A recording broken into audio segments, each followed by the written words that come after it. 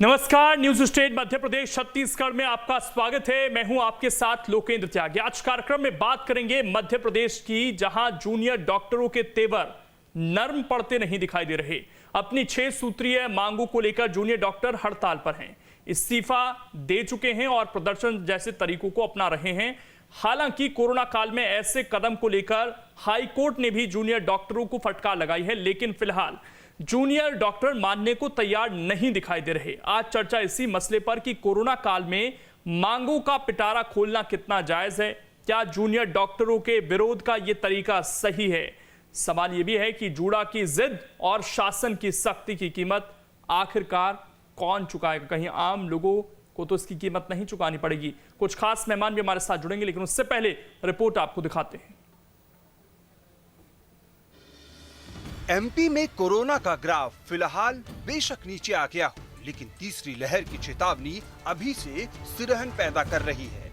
और उससे ज्यादा डरावना दृश्य तो ये है जब कोरोना काल में जूनियर डॉक्टर प्रैक्टिस को छोड़कर प्रोटेस्ट कर रहे हैं। अपनी 6 सूत्रीय मांगों को लेकर लगातार सरकार पर दबाव बना रहे हैं।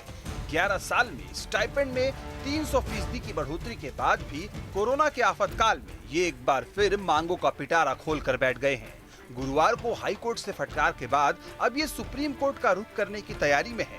हाई कोर्ट ने जूनियर डॉक्टरों को 24 घंटे की मोहलत दी, तो अब जूडा यानी जूनियर डॉक्टर एसोसिएशन ने सरकार को 48 घंटे का अल्टीमेटम दे दिया है। उधर सरकार भी अब सख्ती के मूड में दिख रही है। हर साल 6% और बढ़ेगा। मुझे नहीं मालूम हठधर्मिता क्यों है। और आज हम बिल्कुल नहीं चाहते हैं कि हम किसी भी तरह की कार्रवाई करें। वो हमारे हैं, हम तो उनका हित चाहते हैं और मैंने तो उनसे कम्युनिकेशन स्थापित किया। मेरे तो सब छोटे भाई जैसे हैं और इसीलिए मैं चाहता हूं कि उनकी मांगे हमने मान लिए, वो आए और काम पर लौटे। इस समय तो सबसे ज्यादा जरूरत है पीड़ित मानवता की। मध्य प्रदेश में तीसरी लहर की चेतावनी और अब ब्लैक फंगस की दस्तक ने पहले ही चिंता बढ़ाई हुई है।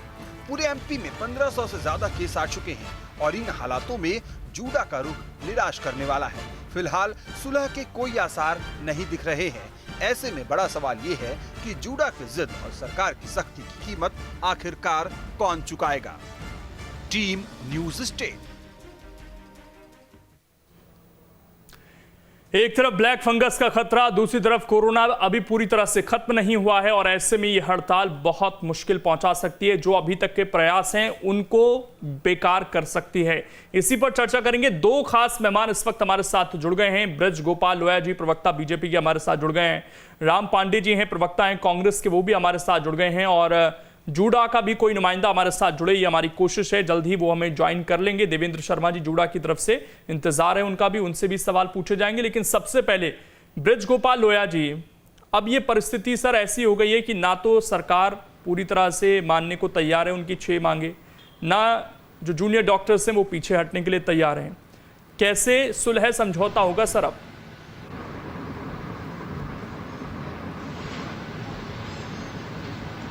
नहीं, देखिए, सुलह समझौता की जहां तक आप सवाल है, सरकार अपना पक्ष स्पष्ट कर चुकी है कि आप भी हमारे अपने हैं, संकट का काल है और आपकी ज्यादातर मांगे हमने एज इट इज स्वीकार कर ली हैं। परंतु केवल हठधर्मिता के आधार पर कोई राज्य व्यवस्था नहीं चल सकती है, ना ही कोई सेवा का कार्य चल सकता है। हठधर्मिता तो छोड़नी ही होगी।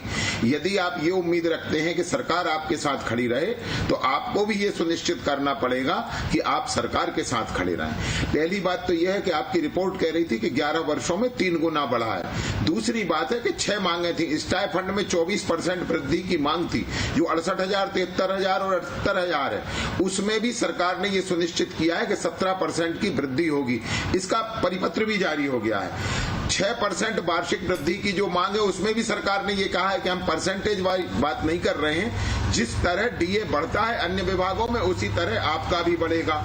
तीसरी बात आप कह रहे थे कि कोविड वार्डों में 10% बेड आरक्षित होने चाहिए। 10% बेड डॉक्टर्स के लिए आरक्षित हैं और उनके जो परिजन होंगे उन्हें भी मध्य प्रदेश के किसी भी मरीज की तरह स्वास्थ्य सुविधाओं का लाभ मिलेगा। ये भी सरकार ने सुनिश्चित किया है। डॉक्टरों ने कहा था कि हम सुरक्षा चाहते हैं ड्यूटी के टाइम पर, कोविड ड्यूटी के टाइम पर हमारी सुरक्षा को खतरा है। सरकार ने ये निर्देश जारी करे हैं कि प्रत्येक मेडिकल कॉलेज में एक पुलिस चौकी बनाई जाएगी और आपकी सुरक्षा हमारी जिम्मेवारी है। केवल जूडा की ही नहीं, मध्य प्रदेश के प्रत्येक व्यक्ति की सुरक्षा सरकार की जिम्मेवारी है। और जो छठी बात है कि वो चाहते हैं कि एक सर्टिफिकेट उन्हें जारी हो।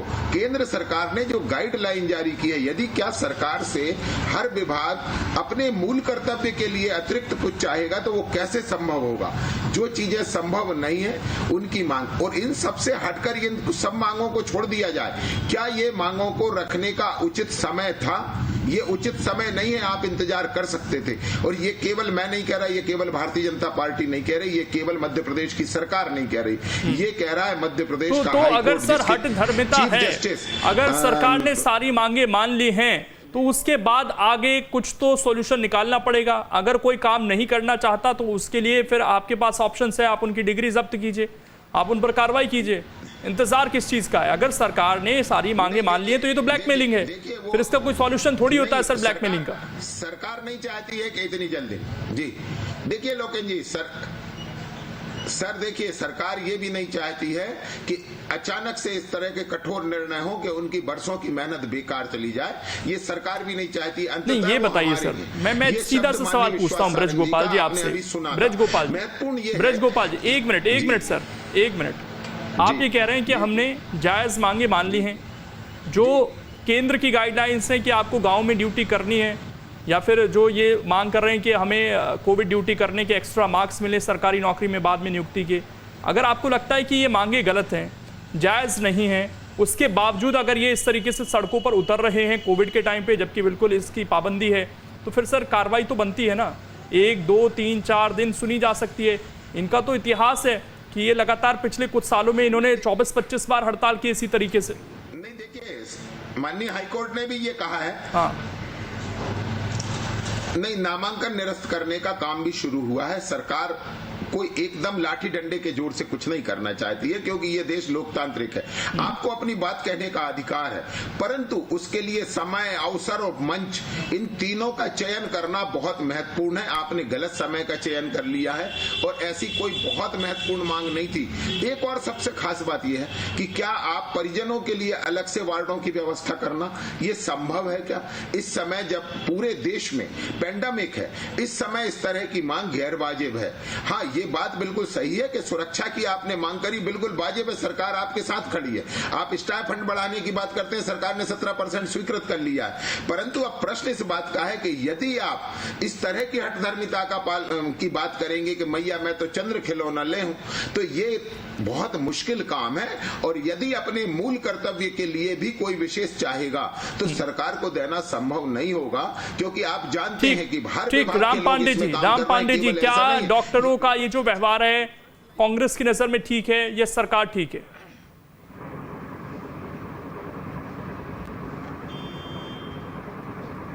देखिए, अभी उनके कुछ मांगे हैं 5-6, और सरकार खुद ही उनको 1 साल से कह रही है कि ये देवदूत हैं, हमारे भाई हैं, कोरोना योद्धा हैं। और आप और हम सब जानते हैं कि उन्होंने बिल्कुल मौत के बीच में जाकर काम किया है।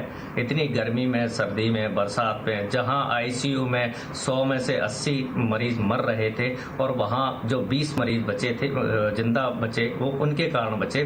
तो उन्होंने अपनी जान की परवाह किए बिना वहां काम किया। पीपीई किट पहनकर, जब सफोकेशन होता है, आदमी 5 मिनट उसको नहीं पहन सकता है, और वो उन्होंने 24-24 घंटे पहनकर वहां काम किया है। तो हमने उनको केवल मुंह से तो बहुत ज्यादा सम्मान दिया है कि ये कोरोना योद्धाएं हैं, उनके ऊपर हेलीकॉप्टर से फूल बरसाए हैं। तो केवल क्या मुंह से सम्मान देने से काम चल जाता है क्या? यदि उनके कुछ वाजिब मांगे हैं तो उनको पूरा किया जाए। 17% है और वो 24% कह रहे हैं, तो उस पर विचार किया जाए। आप बताइए, मध्य प्रदेश में आप जानते हैं अच्छी तरीके से कि एक डॉक्टर को बनने में 1 करोड़ से 2 करोड़ रुपए फीस लगती है, और किस तरह से लगती है वो सबको पता है। इससे कम में आज मध्य प्रदेश में डॉक्टर्स नहीं बनते हैं। तो जब 2 करोड़ खर्चा करके वो डॉक्टर्स बन रहा है, और उनकी जो आप कहते हैं कि डिग्री को निरस्त कर दिया जाए, 25 साल तक वो रात दिन मेहनत करते हैं, स्कूल में हमेशा टॉपर रहते हैं, पीएमटी फेस करते हैं, तब जाकर डॉक्टर्स बनते हैं। तो ये कहना बड़ा आसान है कि उनकी डिग्री कैंसिल कर दिया जाए, ऐसा कभी नहीं होना चाहिए। दूसरी बात उनकी क्या है कि भाई हमने जो 1 साल काम किया है तो हमें ग्रामीण सेवा में हम काम करने के लिए नहीं जाएंगे। तो ये मांग इस तरीके से है कि आप ग्रामीण क्षेत्र में स्वास्थ्य सेवाएं हैं उनको दुरुस्त कीजिए, जो शहरों में स्वास्थ्य सेवाएं उससे अच्छी आप ग्रामीण क्षेत्र में दीजिए। आजकल अच्छी ऑक्सीजन के लिए हर कोई गांव में जाना चाहता है, लेकिन डॉक्टर हो या सरकारी कर्मचारी हो, कोई भी गांव में इसलिए नहीं जाता है क्योंकि वहां बिजली नहीं आती है, सड़क अच्छी नहीं है, पानी की व्यवस्था नहीं है, हॉस्पिटल की बिल्डिंग अच्छी नहीं है, डॉक्टर के यहाँ रुकने की जगह नहीं है। आप ग्रामीण क्षेत्रों में स्वास्थ्य सेवाओं को दुरुस्त कीजिए, हर डॉक्टर जाएगा, हर शिक्षक जाएगा, हर कर्मचारी जाएगा। अभी मध्य प्रदेश के गांवों की स्थिति ये है कि कोई भी कर्मचारी गांव में रहना नहीं चाहता है, हर कोई वहां से वापस ट्रांसफर लेना चाहता है। तो डॉक्टर्स के लिए आप गांव में अच्छी सुविधा दीजिए, तो गांव में डॉक्टर। तीसरा उन्होंने कहा है कि भाई हमने 1 साल काम किया है तो हमें 10% जो भी सरकारी एग्जाम होंगे उसमें हमें 10% का फायदा दिया जाए। ठीक है, वो 10% की मांग कर रहे हैं तो आप 8% दीजिए, 5% दीजिए। अब 1 साल का उनका अनुभव कितना बढ़िया है, रात दिन उन्होंने काम किया, थ्योरेटिकल अनुभव उनको पहले से ही था, प्रैक्टिकल उनको अनुभव हो ही चुका है। और यदि वो सरकारी सेवा में उनको 5% मिलता है तो उससे सारे डॉक्टर्स, सारे कर्मचारी, हर उस आदमी को प्रोत्साहन मिलेगा जिसने कोरोना काल में ऐसे भीषण संकट में साथ दिया है। तो लोगों के मन में ये आएगा कि जब मरने जीने के लिए काम करते हैं, लोगों की सेवा के लिए काम करते हैं, तो सरकार सम्मान करती है। इसलिए उनकी मांगे जो उचित मांगे हैं, अब जैसे हॉस्पिटल में उनके लिए अलग से बेड की व्यवस्था की जाए, मैं इस बात से सहमत नहीं हूं। सारी चीजें ठीक है, जिस तरह की सारी चीजें ठीक है। मैं एक चीज जानना चाहता हूं ब्रज गोपाल जी से, जी मैं ब्रज गोपाल जी से एक चीज जानना चाहता हूं। ब्रज गोपाल जी, एक मानसिकता है गांव में ना जाने की, या जैसा कि राम पांडे जी कह रहे हैं कि सुविधाओं का अभाव है, इसीलिए वो 10 लाख रुपए जो आप बॉन्ड के रूप में मांगते हैं कि आप तो 1 साल ड्यूटी कर लीजिए, 10 लाख रुपए भर दीजिए। बहुत सारे डॉक्टर ने 10 लाख रुपए भर देते हैं, गांव में जाने के लिए तैयार नहीं। ये स्थिति क्यों है सर? और ये कोरोना से पहले की स्थिति है, डॉक्टर्स जाना नहीं चाहते गांव में। नहीं, देखिए ना आप, कैसी बात, गांव का मतलब बिल्कुल ग्रामीण क्षेत्र भी नहीं है। नहीं, जहां अस्पताल नहीं है वहां कोई पीजी डॉक्टर, एमएस और एमडी किया डॉक्टर सरकार भी नहीं भेजती है, आप भी सब जानते हैं। ये मैनिपुलेशन है तरीके से। इस तरह के मैनिपुलेशन राजनीतिक रूप से बंद होना चाहिए। वास्तविक सत्य ये है कि जो विशेषज्ञ डॉक्टर है उसकी नियुक्ति सीएससी पर होती है, उसकी नियुक्ति सामुदायिक से स्वास्थ्य केंद्रों पर होती है, उनकी नियुक्ति प्राथमिक स्वास्थ्य केंद्रों पर या उप स्वास्थ्य केंद्रों पर नहीं होती है। और कम से कम मैं इस बात को कह सकता हूं कि मध्य प्रदेश में 1-2 जगह हो सकता है, परंतु हर जगह डॉक्टर्स के अपने क्वार्टर्स हैं जो ज्यादातर नए बने हैं, अस्पताल की बिल्डिंग है, सब व्यवस्थाएं हैं, परंतु एक इस तरह का माहौल बना हुआ है कि हमें गांव में नहीं जाना है। जबकि ये, और कुल 1 वर्ष जाना है, कुल 1 वर्ष के लिए आपको मात्र ग्रामीण क्षेत्र में जाना है। यदि आप नहीं देंगे तो यदि हम ये कहते हैं कि इस देश की और इस प्रदेश की 80% आबादी गांवों में रहती है, तो आप गांवों में जाने से बचेंगे कैसे? और यदि आप नहीं जाएंगे तो वहां स्वास्थ्य सेवाएं सुधरेंगी कैसे? ये बहुत यक्ष प्रश्न है, क्योंकि उसको अगर हम सुधारना है तो वो भी हमारी क्यों सर सरकारों ने ये नियम भी लागू कर दिया, उसके बावजूद वो 10 लाख रुपए भरने के लिए तैयार हैं। मेरे पास डेटा है, लेकिन उसके बावजूद क्यों गांव से परहेज है? सवाल तो यही है। हमारे साथ तो जुड़ गए हैं, जूडा से भी नुमाइंदे हमारे साथ जुड़ गए हैं, बातचीत हम कर लेते हैं। देवेंद्र शर्मा जी हमारे साथ जुड़े हैं। हाँ देवेंद्र शर्मा जी, क्या दिक्कत है सर? ज्यादातर मांगे तो मान ली गई हैं, ये समय है क्या सर हड़ताल करने का? नहीं, चूंकि समय तो मतलब जब कोरोना पीक पे था तब हमने पूरी तरह से काम किया। पिछले 1.5 साल से हर जूनियर डॉक्टर, जब कोरोना चल रहा है, जब फ्रंटलाइन वॉरियर हमको कहा जा रहा है ना, हमने एक 20-20 घंटे, 18-18 घंटे, 22-22 घंटे काम किया है। जब मरीज इतने थे, संसाधन कम थे, तब भी हमने बराबर काम किया है। आज भी हम सरकार से 2 बार वार्तालाप करने गए हैं, सिर्फ हमको आश्वासन मिला, कोई भी ऑर्डर हमको या कोई भी चीजें नहीं मिली है। हम कोई नई मांग अपनी तरफ से नहीं मांग रहे हैं। सरकार जो बोल चुकी है, जो वादा कर चुकी है, हम सिर्फ उसी को कह रहे हैं जो आप बोल चुके हैं आप उसको पूरा कर दीजिए, हमें कोई दिक्कत नहीं। आप एक बार खोल देंगे, आप लोगों का मानदेय सरकार ने बढ़ाने की मांग मान ली है? सही है बात? सरकार 6% बढ़ाने की बात मान ली है सरकार ने, सुरक्षा की बात मानी है। मैं एक मिनट सुनिए देवेंद्र जी, एक मिनट सुनिए, मैं फिर बीजेपी के प्रवक्ता से जवाब लूंगा। उन्होंने 4 चीजें गिनाई कि आपकी सुरक्षा, बेड में जो आपके परिवार की स्वास्थ्य सुरक्षा है वो सरकार लेगी, 6% हर साल बढ़ेगा, और जो स्टाइपेंड आप बढ़ाने की मांग कर रहे थे वो भी बढ़ा दिया है लगभग 70,000 के आसपास। क्या ये सही है चारों चीजें? नहीं, ये एक भी चीज सही नहीं है, क्योंकि ऐसी चीज हमारे साथ 2 बार पहले भी हो चुकी है। आज से 1.5 महीने पहले भी ऐसा हुआ था। 6 मई को आप एक बार गवर्नमेंट से पूछिए, 6 मई के दिन जब वार्तालाप हुआ था हमारे सारे लोगों का, तो गवर्नमेंट ने सीधे सारी चीजें एक फाइल में बना के ऑफिस में भेज दी थी, डीएमई सीएमई के लिए दोनों की तरफ से, जिसमें कि खुद मतलब मुख्यमंत्री जी और मंत्री जी ने हस्तक्षेप करके वो सारी चीजों को मतलब मांगे, नेगोशिएशन के बाद जो उनने कहा था वो हमने उनकी सारी बातें मांगी। आज उस चीज को 1 महीने या 1.5 महीने होने को आया, क्योंकि आज की डेट में कोरोना के मरीज कम है। 25 से 30 मरीज एक अस्पताल में, जहाँ पहले 1000 से 1200 हुआ करते थे। जवाब दीजिए ब्रज गोपाल जी, जल्दी से इस पर जवाब दीजिए। सरकार सोच रही है हमारा काम निकल गया। एक बयान नहीं आया कि कोरोना फ्रंट वॉरियर जो 1.5 साल से थे, जिनने सब कुछ किया, सुन लेते हैं सर, सुन लेते हैं, बिल्कुल हम उसका सम्मान करते हैं, सैल्यूट करते हैं डॉक्टरों को, उनके सम्मान में कमी नहीं है कहीं। सरकार पुलिस और कोर्ट के थ्रू चीजें थी, ये बहुत गलत और निंदनीय है। गवर्नमेंट का एक मिनट देवेंद्र शर्मा जी, देखिए बीजेपी के नुमाइंदे हमारे साथ हैं, विश्वास सारंग को भी हमने सुनवाया, उन्होंने कहा कि मांगे मानी गई हैं। 10% बेड। अब आप सोचिए, बीजेपी शासित जो 4-5 राज्य उनमें से ऐसी कभी नौबत नहीं आई। आप बिहार का देख लीजिए, आप उत्तर प्रदेश का देख लीजिए, आप हरियाणा का देख लीजिए, आप गुजरात का देख लीजिए, ये सारे ही राज्य बीजेपी शासित है, जहाँ पे सारी चीजें मान लेंगे। तो अपने यार हमारी मतलब मुख्यमंत्री जी या मंत्री जी सुन लीजिए देवेंद्र शर्मा जी, आप देरी से जुड़े हैं, थोड़ा सा मैं और समय दूंगा आपको। 1 मिनट ब्रज गोपाल जी को सुन लीजिए, तो ताकि स्थिति स्पष्ट रहे, कौन सही बोल रहा है कौन झूठ बोल रहा है। जल्दी से ब्रज गोपाल जी थोड़ा सा सुनिए। देखिए, आप मुझे एक बात बताइए कि स्टाइफंड आप स्वीकार करेंगे कि 11 वर्षों में 300% बढ़ा है? एक बात। दूसरी बात, बढ़ चुका है, उसकी बात कर रहा हूँ। 17% शासन ने बढ़ाने का परिपत्र जारी कर दिया। एक बात, 10% बेड आपके लिए, डॉक्टर्स के लिए आरक्षित रहेंगे वो हर वार्ड में। ये सरकार परिपत्र जारी कर चुकी है। एक एक कर बोलिए जल्दी से। इसके बाद आपकी बातों का पहला जवाब भी प्रत्येक चिकित्सा महाविद्यालय में, में पुलिस चौकी की स्थापना होगी। ये सरकार जारी कर चुकी है, मैं उनकी बात कर रहा हूं। अब आपके लिए महत्वपूर्ण ये चीज है कि आप 1 वर्ष ग्रामीण क्षेत्र में नहीं जाना चाहते हैं और 10 अंक गजिटेड नोटिफिकेशन चाहते हैं, आप एक सर्टिफिकेट। ये जो 2 मांगे हैं ये सरकार नहीं मान पा रही है। ठीक, देवेंद्र शर्मा जी जल्दी से, क्या यही 2 मांगे जिन पर पेच फंसा हुआ है? मान ली गई है, और आपने केवल शासन की बात मत करिए। मध्य प्रदेश उच्च न्यायालय ने भी आपसे कहा कि 24 घंटे में लौटिए। ठीक, देवेंद्र शर्मा जी 2 मांगे, सच बोलिए। आप हमारी बात तो सुन रहे हैं। किसी भी विषम परिस्थिति में डॉक्टर ने आज तक मना किया ही नहीं है, जूनियर डॉक्टर ने। चाहे कोरोना काल में जब अपने पास संसाधन नहीं थे, ऑक्सीजन नहीं थी, बहुत सी ऐसी चीजें नहीं थी, पीपी किट नहीं थी, बहुत सी चीजें नहीं, तब भी हमने कभी मना नहीं किया इन चीजों के लिए। जब जरूरत पड़ी तब हमने कभी ना तो बोला ही नहीं। हम सरकार अपने वार्तालाप के लिए कोर्ट के थ्रू आ रही है, बहुत गलत है और निंदनीय है। आप 1.5 साल से जिसको फ्रंटलाइन कोरोना वॉरियर समझ रहे हैं, आप एक बार अपनी तरफ से पहले कीजिए, हम खत्म कर देते हैं।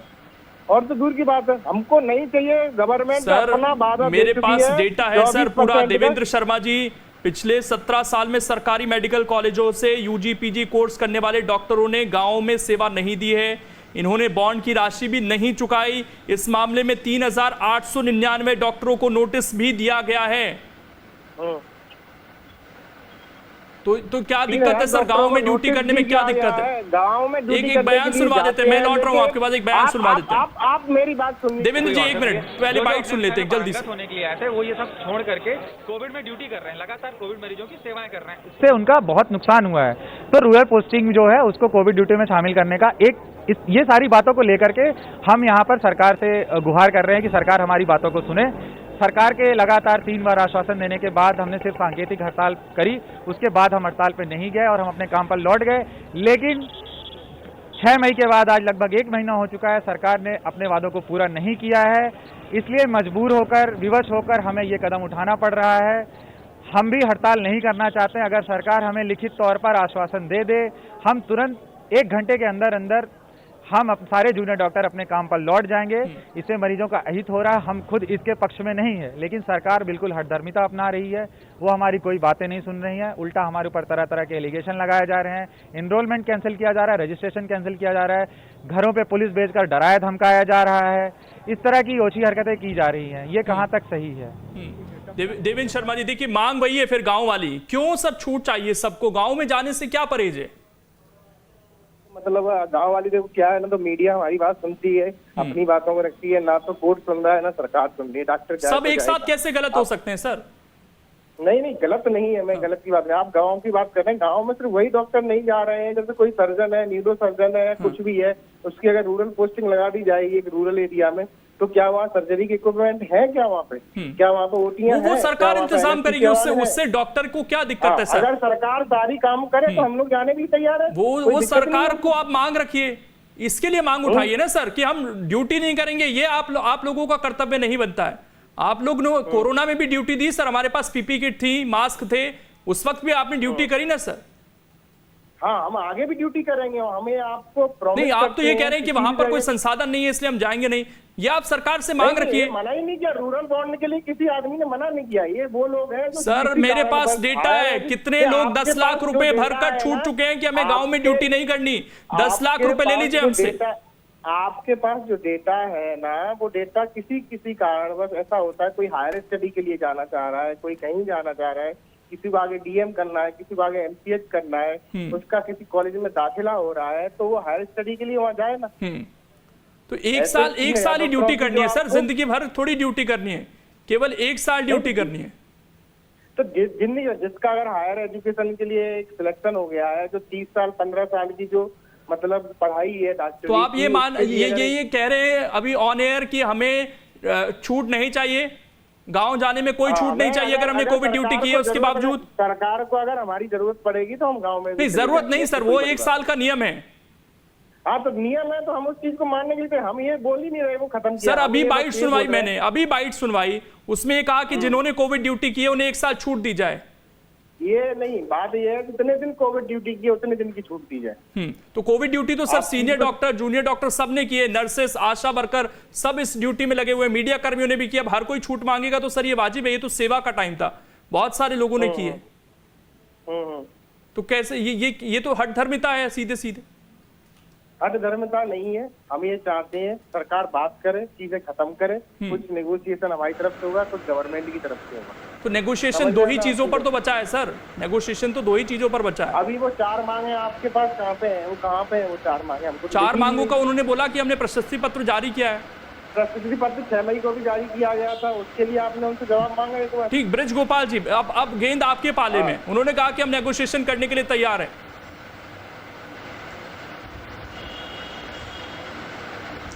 नहीं, नेगोशिएट आपकी 6 में से 4 मांगे तो सरकार, अरे सर लिखित में दीजिए उनको, वो कह रहे हैं कि पहले भी ये चीजें हो चुकी हैं, आदेश हो गए और माननीय हाई कोर्ट को सूचना दे दी गई। तो लिखित में ही दिया है माननीय हाई कोर्ट को। तब माननीय हाई कोर्ट ने ये कहा है कि आप 24 घंटे में काम पर लौटे, ये समय ऐसा नहीं है कि आपकी हड़ताल की सराहना की जाए, और कई चीजें बिना हड़ताल किए भी की जा सकती हैं।